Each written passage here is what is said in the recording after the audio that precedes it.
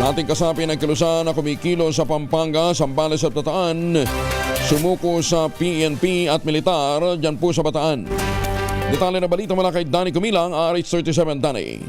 Dahil sa magandang pakikipag-ugnayan ng PNP at militar sa isang dating makakaliwang grupo, sa ulat ng Bataan PNP sa Camp Cerrillo, Tolentino, Balanga City, Bataan, ito'y nagresulta ng kusang loob na pagsuko, pagkalas at pag-urong ng suporta ni alias Karoma na dating miyembro ng grupong Linublas, CPP-NPA-NDF na kumikilos ito sa Bataan, Pampanga at sa Zambales.